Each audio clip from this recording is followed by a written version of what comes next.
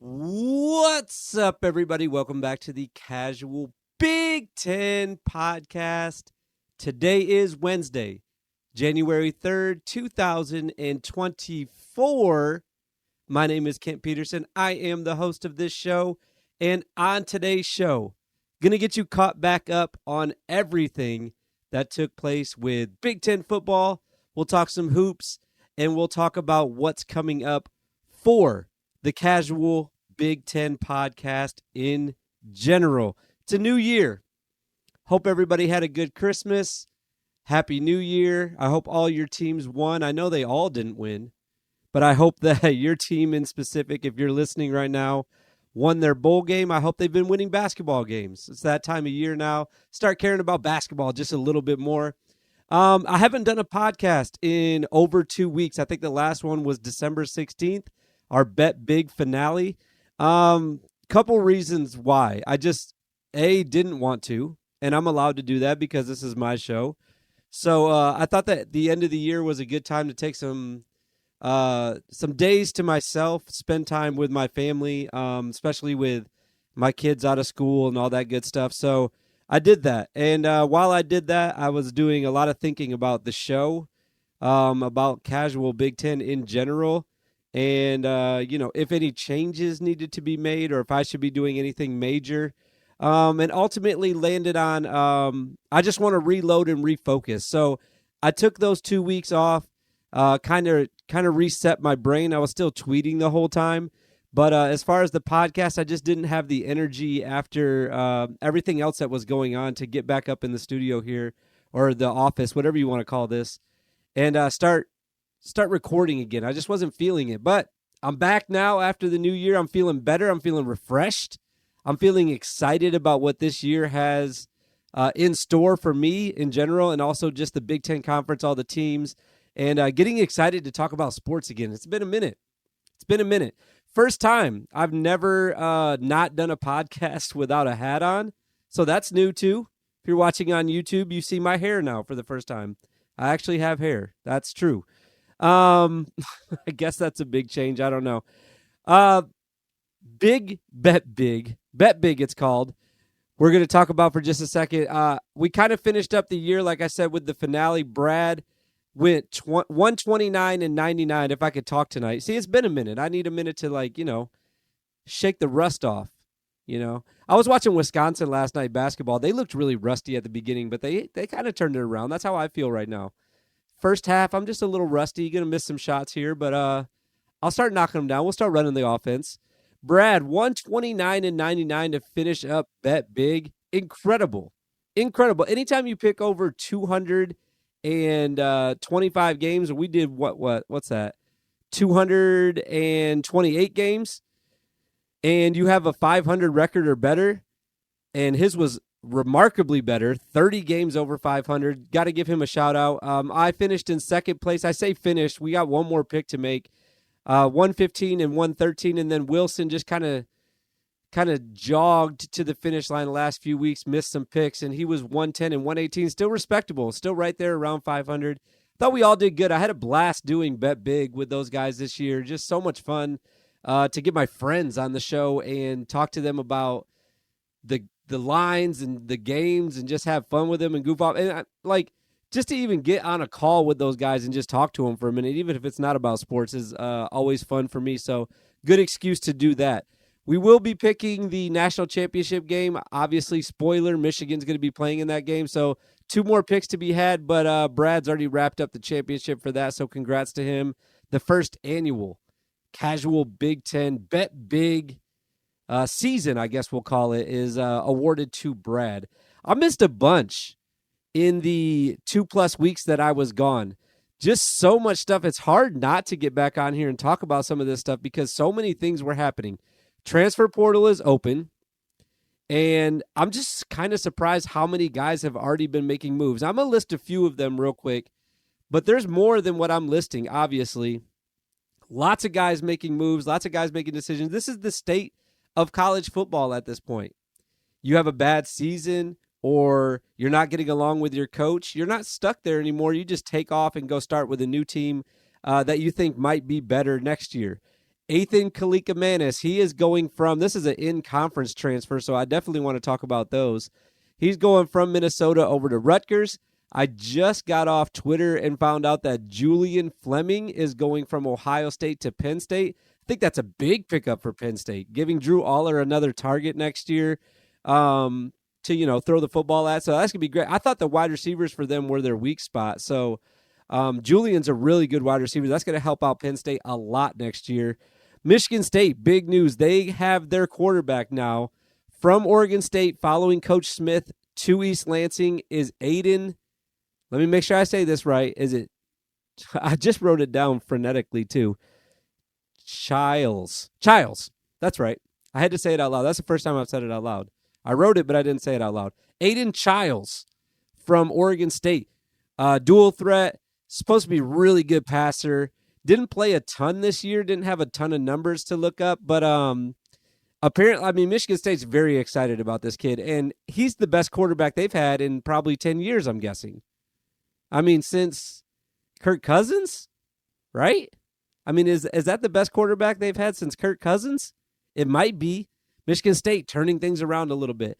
Obviously, we all knew this was going to happen, but Marvin Harrison sat out the bowl game, did not play, and that was the right decision. I did get into it on Twitter with somebody that said he was quitting on the team. It just doesn't make any sense why, in this day and age, people still don't understand how many millions of dollars are on the line for top 10 draft picks, which Marvin Harrison Jr. might be the top draft pick when all is said and done. He's definitely going in the top 5. So to risk playing in a bowl game that really is, let's be frank, there was 4 teams that were playing in a meaningful bowl game, and Marvin Harrison Jr. wasn't in one of those. So there was no reason for him to play. He sits out, made the right decision. On the basketball side, big news in Illinois. Their best player, Terrance Shannon Jr., has been accused of, I'll call it sexual harassment. Let's call it what it is. He's been accused of raping somebody. So I just hate saying that word. It just feels weird even saying it out loud. There's been reports that have come out that says that it's not true. I tweeted that immediately, that I said, I hope this is not true. I've read as much as I possibly could about the situation, and I'm not taking a stance here, but I will say that from what I've read, apparently the girl has also accused a few Kansas players of sexually assaulting her. That's a better way to put it, right? It still sounds bad, but sounds a little bit better. So hopefully this is a false flag, and we'll see Terrance Shannon Jr. play again. But as of right now, he is suspended indefinitely. We don't know if we will see them again. Side note, basketball-wise, Illinois played Northwestern last night, beat the piss out of them. Beat them horribly at Illinois. I was really shocked to see a Coach Collins team get beat the way that they did. Even at halftime, I thought, these guys are going to come back out and fight. They'll get back in better positions defensively. Just wasn't working. Everything for Illinois dropping last night, like I said, against Northwestern. And then, to me, the thing that was most impressive and is what triggered a tweet for me about how good I think Illinois is their defense. It was really impressive to see not only just in the right positions, but the effort that the defense was giving for every possession. It felt like every possession was game on the line. Even when they're up 20, 25, they're playing defense like we have to get a stop right now. And that's what you want out of a college basketball team. It's so hard to get that effort out of guys. And it looks like Brad Underwood has done that, and he's getting, just flying around on defense. And I love to see it. Illinois, to me right now, either the second or third best team in the Big Ten. I put them up there. Obviously, Purdue is first, but I put them right up there with Wisconsin at this point, and I'm looking forward to that game when it does happen. Michigan, terrible at basketball, by the way. The only reason I bring this up is because I was back home in Michigan for the holidays for Christmas, and didn't stay for New Year's, but I was there for right the week after Christmas. You guys don't care. Michigan had a game. It was about 40 minutes from where I was, so I went to the game, went with my nephew.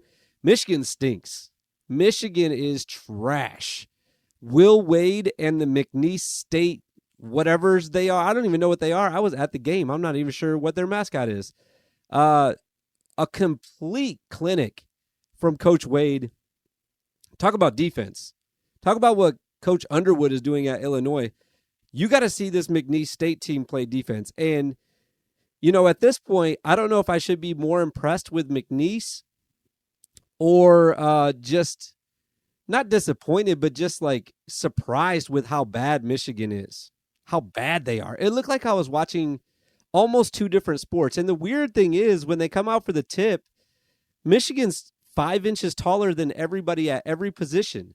It looked like they were just going to be able to pound the ball inside and win this game going away. McNeese had more points in the paint.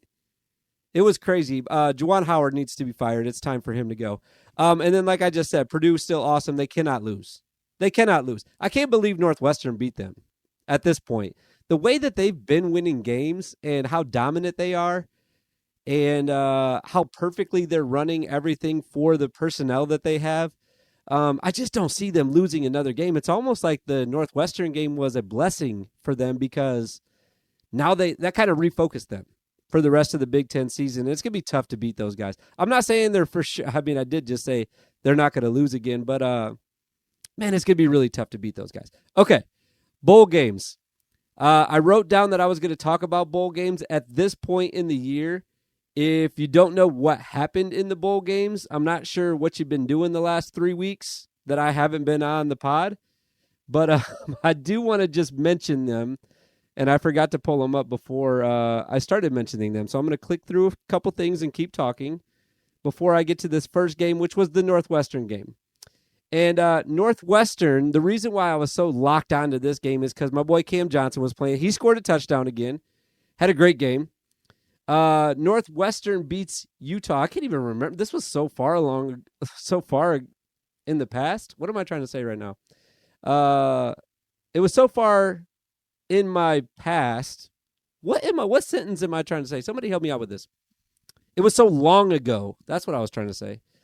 I kind of forgot what happened. Las Vegas Bowl, 14-7 defensive battle. It was one of those classic Big Ten West games. Everyone was tweeting, the Big Ten West is dead when we say it is. And that's exactly right. Northwestern said, we're not dead yet. We're going to put you to sleep with defense. We're going to score 2 touchdowns and win the game and cover and do all that good stuff. I feel like I have not been able to say enough about the season that Northwestern has had. Nobody picked them to win more than 3 games. Maybe 4 if you're me. I picked them to win 4. Pat myself on the back. Nobody had them going to a bowl game. Even the most optimistic fans, I don't even think players thought they were going to a bowl game. They get to 7 wins. They win their bowl game. Just so much momentum.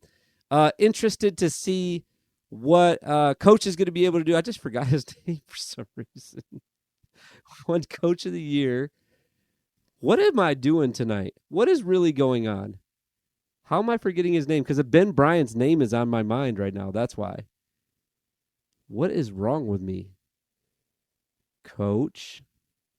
I'm going to sit here until I figure it out. I'm just going to Google it. How did I forget his name? Tommy, I'm sorry, man. I know you listen to every show. I can't believe David Braun. That's what because it was Ben Bryant and the Braun part was tripping me up. I know it was Coach Braun. Okay. I'm interested to see what Northwestern does next year. Is he going to be able to hang on to all his guys? Is he going to be able to convince people to transfer to Northwestern and kind of keep this thing rolling? I said I was going to go fast on these bowl games. I always love talking about Northwestern, though, so I'm going to talk about them for a little bit longer than normal. LSU beats Wisconsin in a shootout, 35-31. Tennessee killed Iowa in the Citrus Bowl. Kind of surprised Iowa gave up that many points, but I did say on the Bet Big episode, I thought that I actually kind of predicted this game perfectly. I said I didn't think that Iowa was going to score, and I said I'd be sweating out the over-under, and that's exactly what happened. We got it at 36.5. Tennessee scored 35, but even though I said that on the podcast, watching it and seeing Iowa give up that many points was still a little shocking once I actually did sit and watch it. Let's go back in time a little bit. The Quick Lane Bowl was Minnesota. They ended up beating Bowling Green to get to bowl eligibility, getting their 6th win of the year. Rutgers beats Miami in the Pinstripe Bowl, 31-24. Missouri beat Ohio State, a depleted Ohio State team, I will say. A lot of guys sitting out. I already talked about Marvin Harrison Jr. Another bloodbath of a game. This over-under was at 55, I believe, and there was 17 total points. Missouri wins 14-3. Never seen Ohio State score 3 points total in a game, I don't think, in my life. It seems like as far as I can go back, Ohio State's offense has been potent enough to score 21 just getting off the bus. And they were held to 3 in this game. Pretty shocking. Maryland came down to my city, Music City Bowl, 31-13. Apologies to the Terrapins fans. I tweeted out that I thought Auburn was going to cover the 4.5 the day of the game. I was eating Taco Bell burritos while I was up in Michigan, and I was letting the burritos speak to me, and I got it right for the Rutgers game. I called that one with the burrito in my belly. And then I tried to call it again for the Maryland game, and I was totally wrong. So I'm sorry, guys. I'm sorry. The thing about Maryland is, though, that I picked Maryland to beat Ohio State this year. I put my neck out for you guys, and it didn't work out for me very well. I even tweeted it out, had videos and everything. I was all in on Maryland, and then fell apart at the end of the year. So there was really nothing to believe in. Tualia wasn't playing. I was like, I don't know, man. Auburn's got their starting quarterback still. Just didn't feel right. Especially when you got a burrito in your belly. Like I said, burrito bets. That's going to be a new thing for me. Ole Miss beat Penn State. This is probably the most shocking bowl game to me. I thought that Penn State was going to win this game. The Peach Bowl down in Atlanta. I thought that Penn State had this one. I thought they had this one in the bag. And I actually didn't watch this one. I will say, the 2 games that I didn't watch were Penn State and Maryland, and that was because I can't even remember if they were on the same day. I think they were. That was the day that I was coming back to Tennessee from Michigan. So, like I said, lots of driving time, lots of thinking time while my family was sleeping most of the day in the back of the car. All right, the last one I have to talk about was the granddaddy of them all. It was the Rose Bowl. Obviously, spend a little bit more time on this one because this game had it actually meant something. Michigan ended up winning the game 27-20 in overtime. One of the best games of the year, in my opinion. Now, obviously, I was thinking about this earlier, not to brag, but I was out exercising earlier, and I was thinking about what I was going to say about the Rose Bowl and what I thought about it. But it wasn't the best college football game of all time. It's definitely not that. It was a great college football game for this season. And the reason why I say it wasn't the best of all time, because from my perspective, I think it's got to be a little bit more high scoring and a little bit cleaner of a game. For Michigan, they start out the game on the first play. McCarthy throws a pick, and they get it back because the defensive back's heel barely touched out of bounds. Questionable, really. His heel was kind of up a little bit. So I don't know. They get a lucky break on that one, end up punting 3 plays later. It looked like Alabama's defense was going to step up right there from the beginning.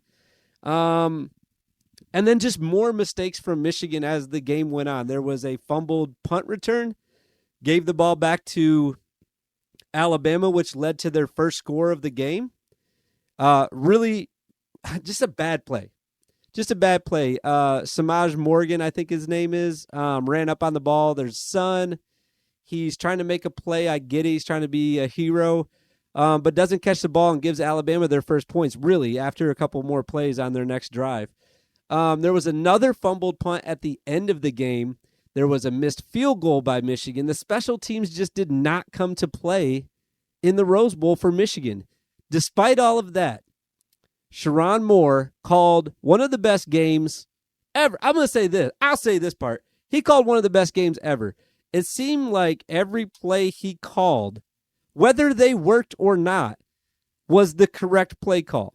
So, for example, he called a lot of mesh running back plays, which basically means like the running back or the tight end that's in motion are going to cross, and it puts the defense out of position for the guy that's crossing.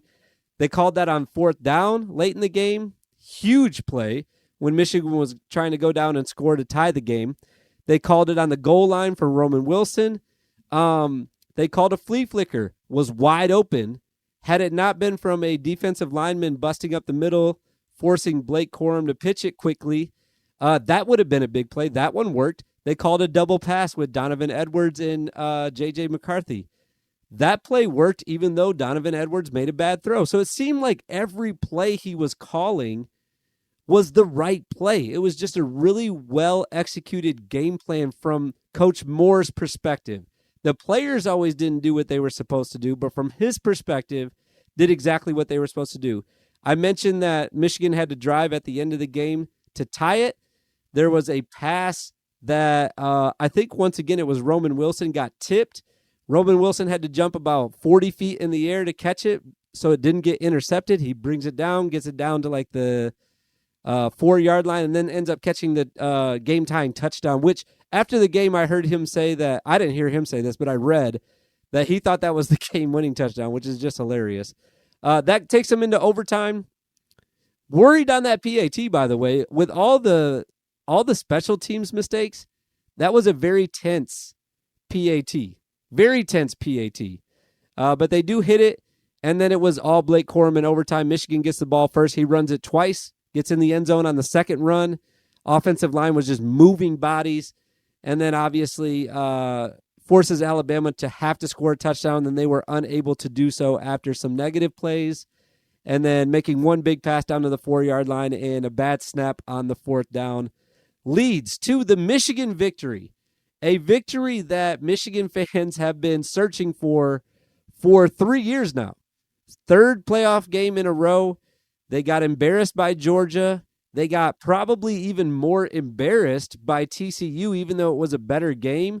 It was a game that everyone thought that they should win last year. And then they draw the SEC power, Alabama, this year.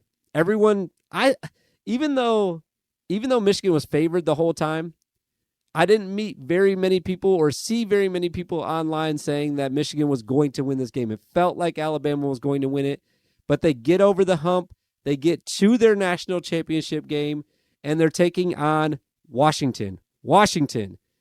Semifinal game against Texas. Great game. Great high-scoring game, back and forth. It felt like towards the end of the game, Texas had a drive that would have taken the lead, and maybe they'd be the team that was going to the national championship. Look, I think that Texas was actually a better team, but Washington's been hearing that all year, though. They've been doubted all year. They thought that Oregon was going to beat them the first time. People thought they were going to lose in the Pac-12 championship game. Didn't happen. People thought they were going to lose in the semifinals against Texas. Didn't happen. Texas is favored in this game. Didn't matter. I saw Texas play against Alabama at Alabama and beat them pretty handily. And I was impressed. I watched the Big 12 championship game. Texas played against, I can't remember who now, but I was very impressed in that game as well. I thought Texas was better. I thought they were going to win this game. But how did Washington win? It was all Penix. It's all Michael Penix. The former Indiana Hoosier goes out to Washington, undefeated season, gets to the playoffs, and just has a ho-hum 430 yards passing, 2 touchdowns. His release is so quick that it does not give the defense time to react to what they need to be doing. He gets the ball out so quickly. And he's mobile enough that if things start to break down in the pocket, he can get outside and start making some things happen, whether that's a throw, a throw off of like a secondary read for him, or just like a makeshift, like guys are just trying to get open in zones or whatever, or he can run it, and he can pick up a first down. I think he had 30 yards in this game running, which is not a ton, but it's enough for what he needed to do to get the win. And then Washington's defense, I feel like, does need to get mentioned. Made some big plays. I remember the last play, I believe it was the last play of the game, there was a pass to, or the second to last play, pass to the corner end zone. Looked like that Texas receiver was going to be able to come down with it. Cornerback comes out of nowhere, swats the ball out of his hands, and keeps the game alive for Washington. So good plays on defense for Washington. Michael Penix kind of carries the load on offense. And listen, this is a really good team that Michigan's going to have to face. It is probably, in my estimation, the easiest national championship they could have asked for. And that's, I would say that's no disrespect to Washington, but that is disrespect to Washington. I mean full disrespect when I say that. You think about some of the teams that have been in the national championship the last 10 years even. Ohio State that's been there. Georgia, Alabama, the Clemson teams that were there. The who else has been there? It's not been that many teams, to be honest. Who else has been there? Oregon. I mean, as far as the teams that have been to the national championship, Michigan could not have asked for a better matchup, in my opinion. Now, who did I just talk about? Michael Penix. He's going to have to win the game for Washington in the national championship again. Can he do it? I don't think so. I don't think that he can. My prediction, Michigan 31, Washington 24. I think Michigan's defense is too good. They proved that against Alabama. They put way too much pressure on Jalen Milroe. They're going to be doing the same to Michael Penix. Now, the difference is Michael Penix, like I just said, he can get rid of the ball quicker. He's a much better quarterback. And from Michigan's perspective, they're going to need to have a second layer of guys ready for when Michael Penix takes off. Because for Milroe, he was so, I would say, shaky in the pocket that it didn't really matter. They were there so quickly that it didn't really matter. They were going to be able to tackle him. He wasn't going to be able to get away. But I do think Michigan's defense is still going to be the factor in this game. If they can hold Washington to, like I said, 24 points, I think that Michigan's offense is good enough to score in the 30s against Washington's defense.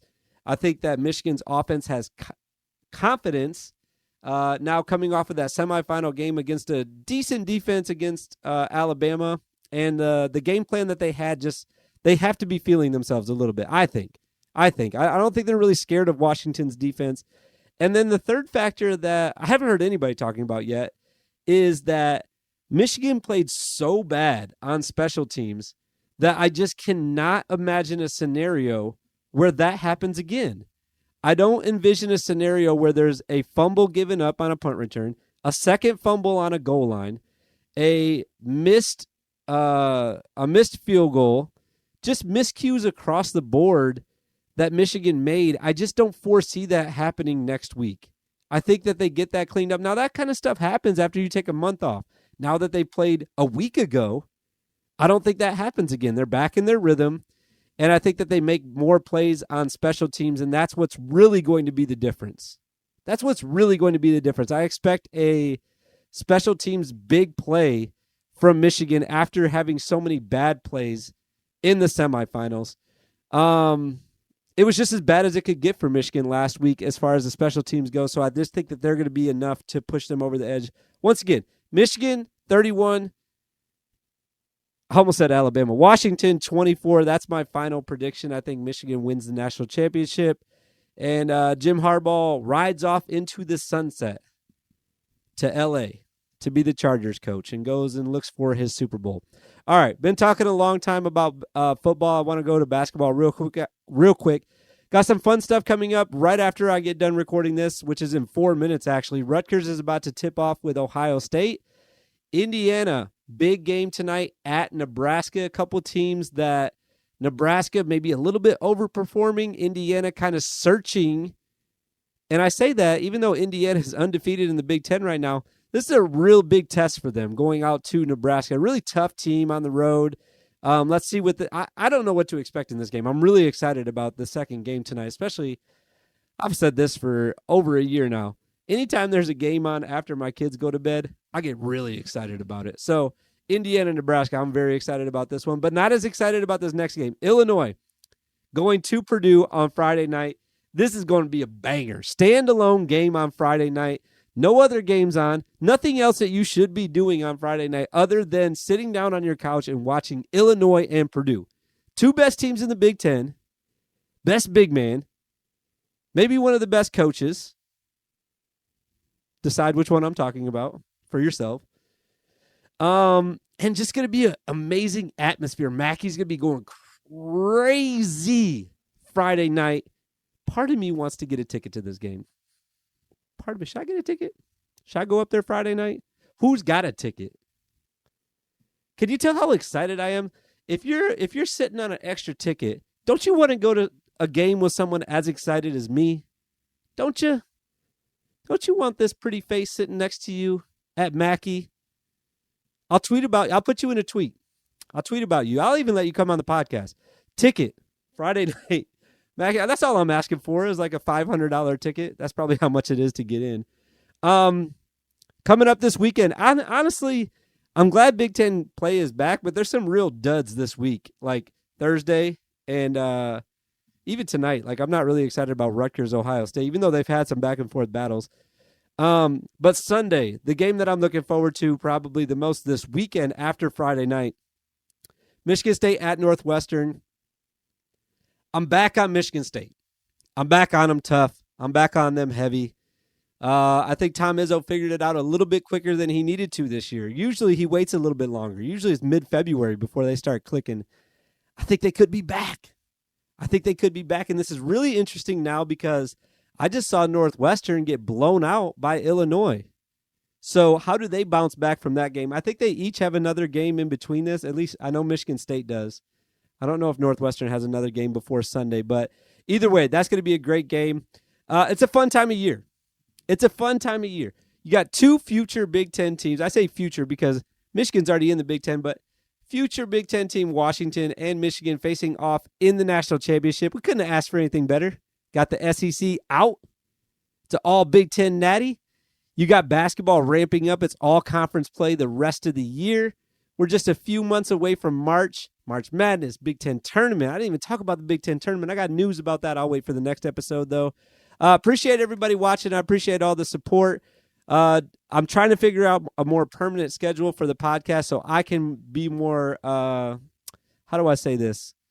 So I can not rely on myself more, but hold myself more accountable even. Like if I say I'm going to do it on Thursdays, I need to start doing it on Thursdays.